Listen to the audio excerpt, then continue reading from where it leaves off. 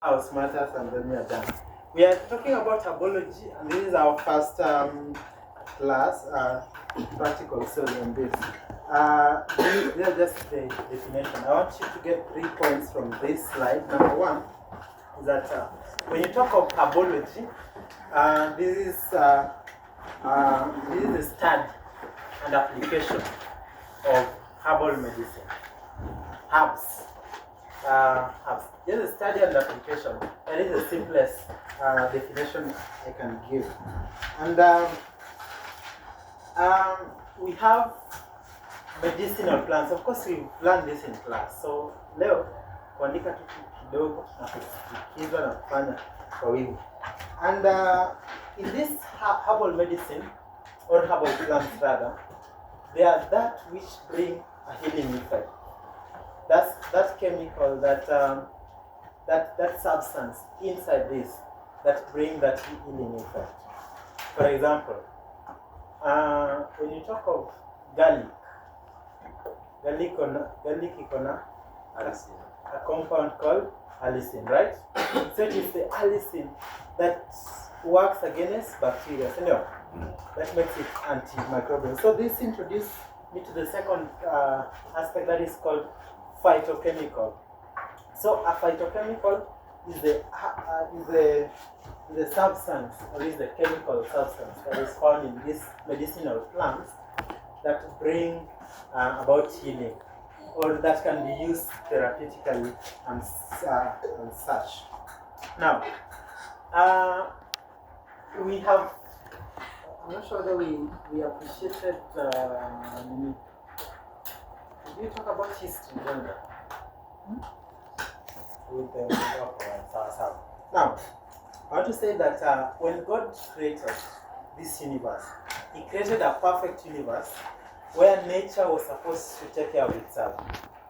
Actually, our slogan inasema, this slogan inasema that before there were drugs, there was nature. So, in the Garden of Eden, before there was nature, there was God. And before there were drugs, there was nature to take care of itself. God's plan to sustain health was through nature. That from nature we should be able to get every plant medicine that we need. And one of the precious, the precious act of science that God gave was a doctrine called the doctrine of signatures. How many have ever heard of that? The doctrine of signatures. Yes, David. This doctrine, in a nutshell, states that God placed signatures, or rather, He created each and everything to resemble something for its use. I'll give an example. I may fail to explain it better, but I'll give you 3 examples so that you may be able to appreciate. The first one is this one. What is this? Let me use what is here. What is this? Beetroot. What is the color of beetroot? Red, right? Red or purple? Tukika hii kitu kwa maji, itakuwa red ama purple na boil. Itakuwa red hivi, si ndio? So if you look at your sister, ni nini na red? Blood. So God actually placed beetroot in nature to help in issues of blood. What about this? What are these? This is ginger. Ukiangalia in orientation, which organ of the body resembles the stomach? Thank you. So one of the best remedies for the stomach is ginger. Well, as if you did not get it. What is this? Turmeric, right? Ukiangalia turmeric and the body and the blood, not the bad blood but the body, inakaa kama nini? Mikojo.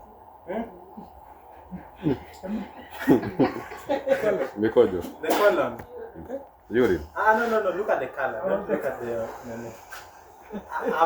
I'm carrying turmeric powder, you know. Yes. So the color of turmeric powder is yellow, right? Is it yellow? Sasa, the condition inaletanga yellowing of the eyes and the skin. Jaundice. So this herb is one of the best for which organ? Liver. Which organ? Which organ? Nimeanza kwenda technical. Liver. For the liver, thank you, for the liver. What about this? Garlic. Garlic. Someone relate. Sasa ameanza kuelewa the doctrine of signatures. Sindio? Haya. Mtu aniambie. Yes? Kidney. Oh well, you want me to remove a ginger. Great. Inakaa kama nini gani? Actually inakaa kama stomach, sindio? At least. Which other thing? Think about it. So what I'm trying to say is that God has given us a beautiful nature to study and appreciate science from a point of the Creator. I mean, like vile tumeona, this one is red and it's able to boost blood, right? Think about celery. Simeona celery? Celery inakanga hiyo. Na ukiangalia celery and you relate with the body organs and parts, you relate it with Bones. the bones. Thank you so much. It's one of the good herbs for the bone. I want you to give me more examples of the sun. Carrot. Carrot, yes. Ice. Yeah, thank you.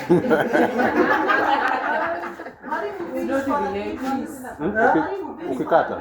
Beans for the kidneys. Ukikata Wow. katikati. So hypocrite says that let food be your what? Medicine. And medicine be your what? Food. So that which you are eating should be medicine. So mtu akiuliza is beans medicine, then refer to that statement. Nice. I want us to proceed.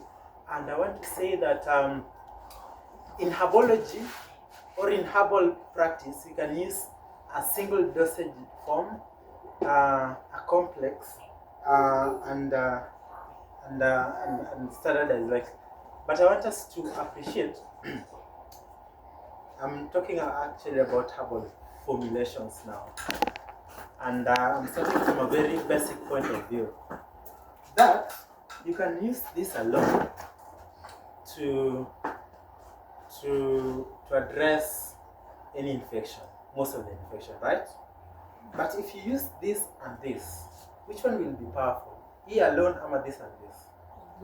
Both. Both. Nice. What about if I use this, and this for the stomach condition? So this is more powerful. Now that is where you go wrong.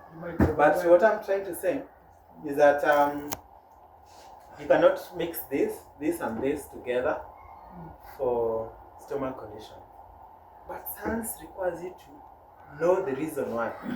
Science requires you to know that I can mix this, I can mix this and use them together and bring a more powerful effect than if I would use maybe this alone. Sawa. What I'm trying to say that this is a science that must be learned, practiced, and more knowledge gained. So there's someone tell me why I cannot mix these three. Mix these three. I think all of them are antibacterials.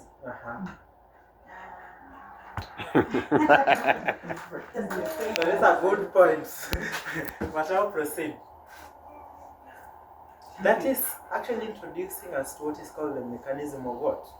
Of actions of these drugs. Sawa. So think about it. Why can't we mix this and this? It might be too powerful. For the organ, if each is working, that's an overdose. When we were coming One is plant. what is? Hiyo zingine ni direct, hii si direct. The question is, why can't we mix these three? Unajua tukikuja na desert mtu alituambia. They serve the same purpose. Shampoo means alkaline. So that is why we are in class, right? Tulikuja kwanza mtu alituambia kuna jamaa alipatia mwingine an overdose. So I've just related with someone say that this treat may be too powerful.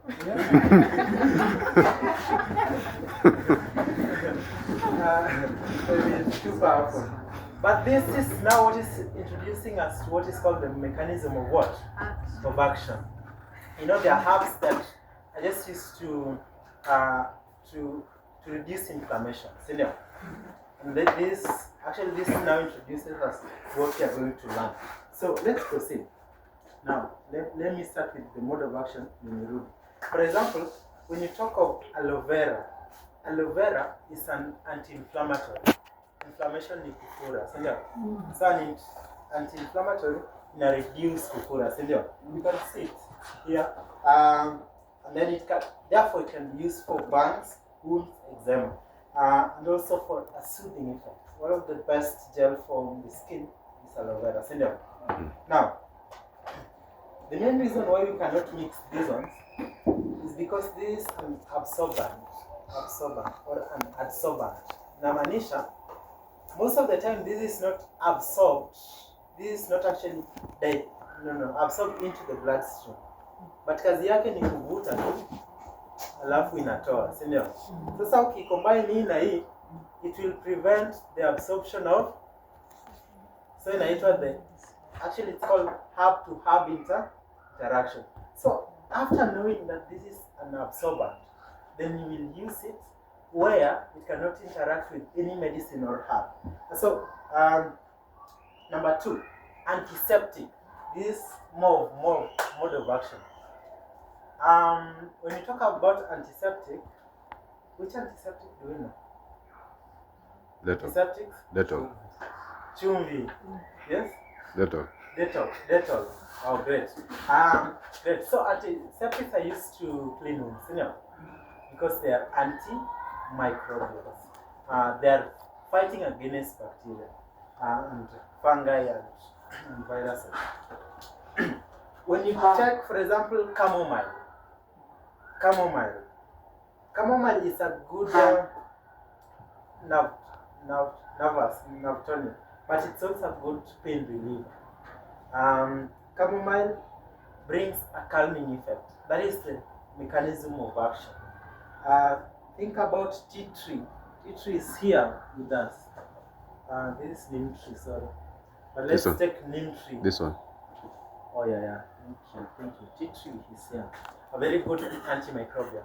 Sasa nikisema mechanism of action, I mean a specific herb having a specific property to do a specific job ama work. For example, mwenye akona wound, we need an anti what? Antiseptic. Number 2, we need antimicrobial. Number 3, we need analgesic ama pain reliever. Sometimes wound inaletanga pain, of course. And then we need kiwa imefura, then we need anti-inflammatory. Sawa. So this is where we are starting from. Now I want you to list these herbs in such category. We are starting with cabbage. Kwa hizo mechanism of action. Remember we are talking about the skin today, right? So let's start with cabbage. Zenye tumesema zote hizo anti.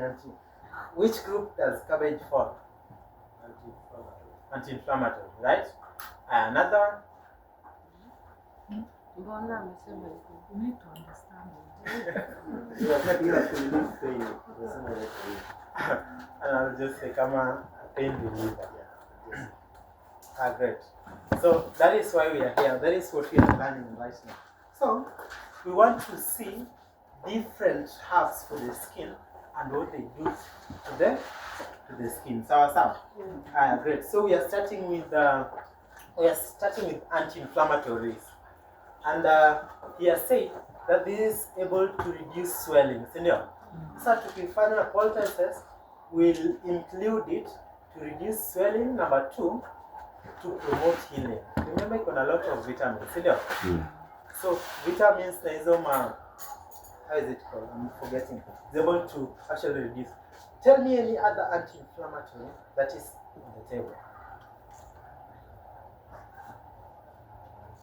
Neem. I have this one. An anti-inflammatory. Huh? Reducing what? Swelling. Yeah.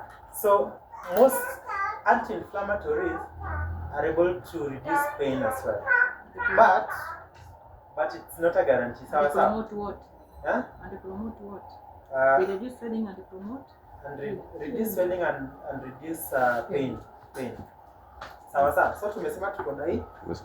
I'm moving very fast because you need to start. Sawa. Any other that you can see?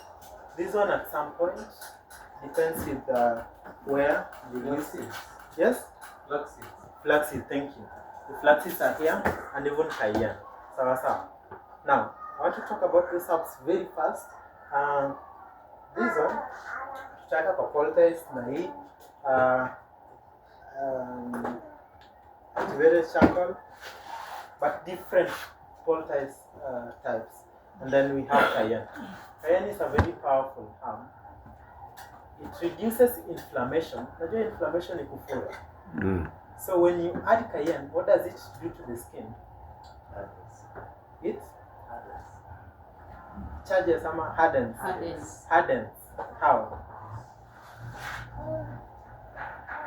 Well, we know that hii inakonga na a lot of, like it's able to produce a lot of heat, sindio? Now if you introduce a lot of heat to an area, then you're actually increasing the rate of blood flow to that area. Na tulisema that in most of the skin conditions, if you're able to increase the rate of blood flow, then you are able to increase the rate of healing. Sawa. So garlic is a very good one for that. No, ginger. So Cayenne pepper. Cayenne, but hata garlic na ginger bado iko sawa, si ndio? Number 2, let's go to antimicrobials. I want to give a general term for any infection. Inaweza kuwa bacteria, inaweza kuwa fungal, viral, but we need to include this for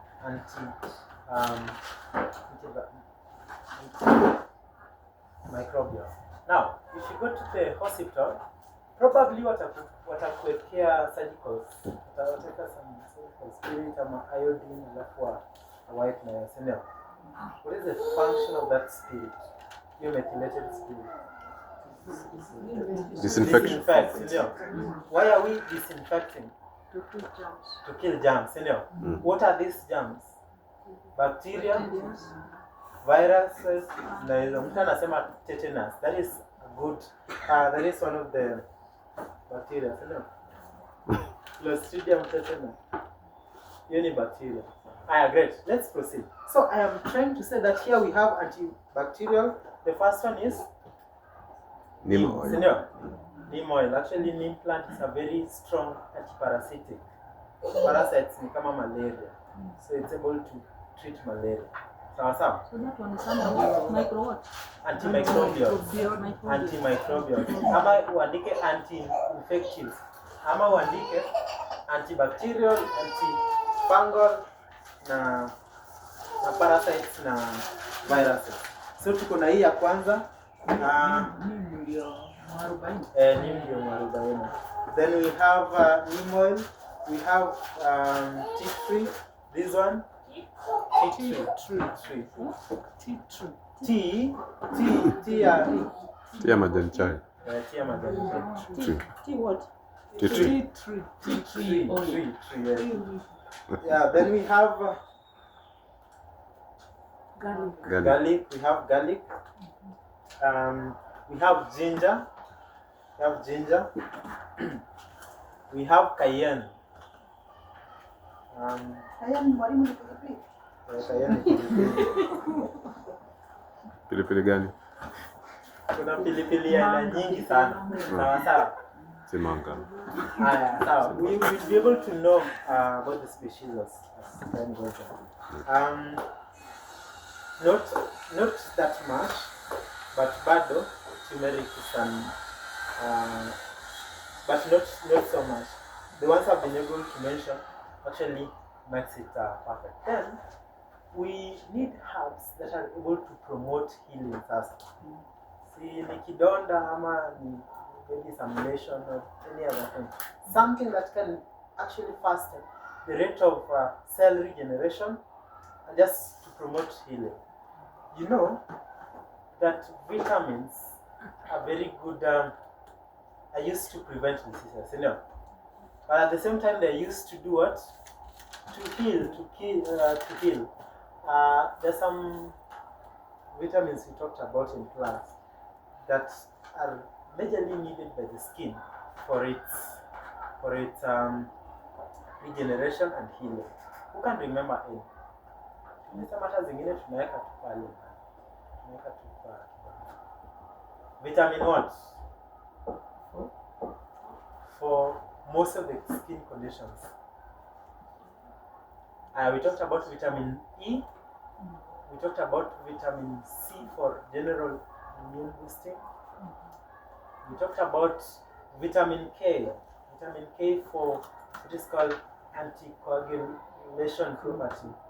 And even the vice versa. So some of the herbs that I used to make your skin, you know, your skin to have a quick healing effect ni kama cabbage. We have number 2 turmeric.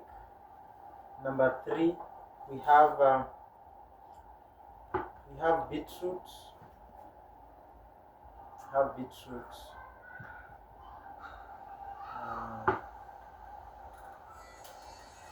What next do we have?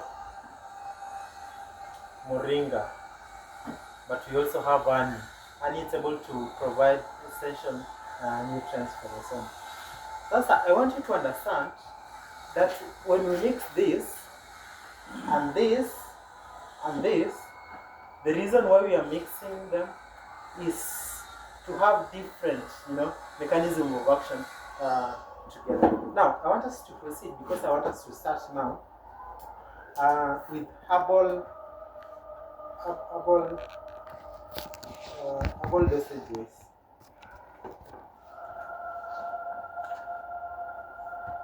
Herbal forms. Now, kuna wenye wakitaka kutumia any herb here, we'll just take it and maybe boil it, you know. That is called decoction. That is boiling. There are those who will boil water and then infuse in that hot water, you know. That is called Infusion. infusion. There are those who will take that herb, maybe put in alcohol and then give it some time so that the phytochemicals zinaweza toka, they be concentrated, of course, after evaporation, and that is what is called tinctures. Sawa. Are we together? Yes. So in herbal forms nimesema kuna what? Decoction. Or when these are herbal preparations. Sawa. So tuko na decoction. You can prepare herbs by boiling, sindio? An example ni mwarubaini, sindio? Ingine ni great.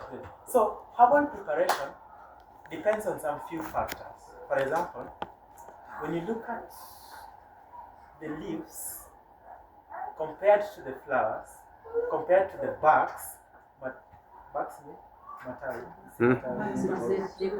the covering season. Nilikuwa nataka in Kiswahili lakini hamniambii. Sawa. Then we have the roots. So the harder the part of the plant, the more heat it requires to unleash its phytochemicals. You know? For example, for the roots and the barks, we'll boil them. You know? For the flowers, we'll just maybe infuse them. Infuse them in hot water. Then for the leaves, it depends with the plant. There are leaves which we can boil. There are those which will infuse. There are those which will yeah, true. So nimesema tuko na decoction, tuko na infusion, tuko na tinctures, you know. tinctures is where I think it's in my slide where you use an absorbent to extract those phytochemicals in majorly in a room temperature. Making tinctures, the temperatures, the room temperature. So, for example, taking alcohol, alafu naongeza your herb there, and then after some time, the phytochemicals shall have, be unleashed. Then you evaporate. Right. Which kind of chemical? Which kind of alcohol?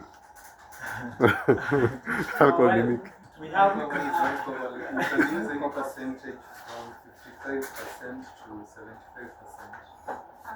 Yeah. Okay.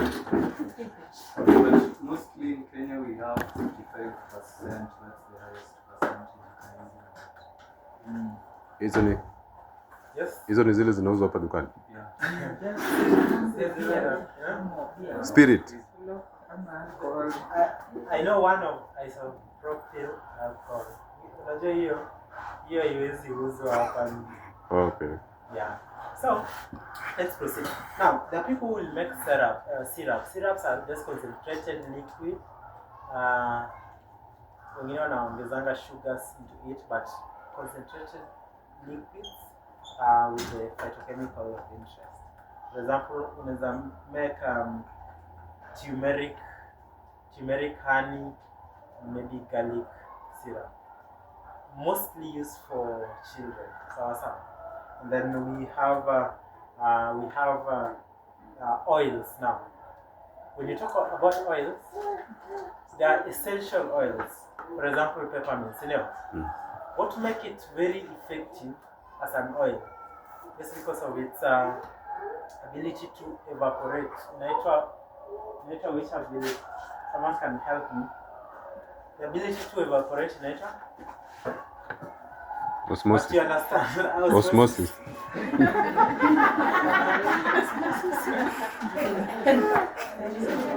Nature volatile. Volatility. Yeah, volatility.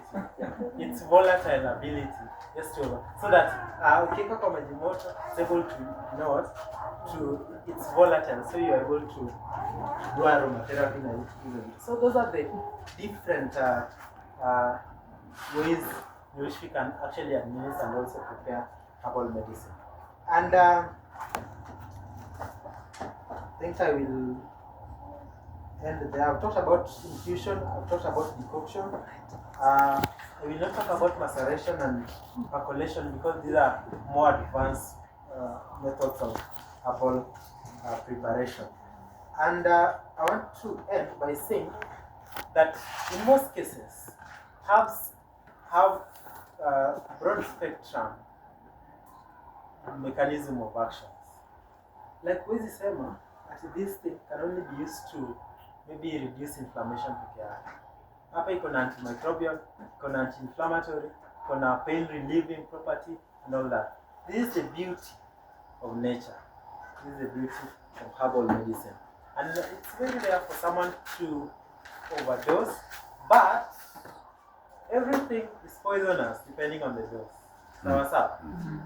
Depending on the dose. That is why we are yet to learn about dosages. Yes. And so I want us to now start. Then you can come. I want us to start. Let me see whether we have any specimen for the day.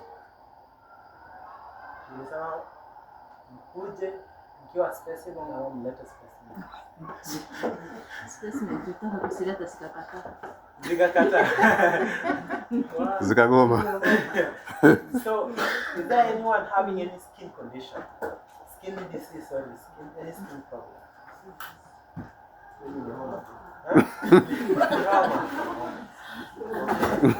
Okay. Dawa ya homa iko hapa. Then we can come.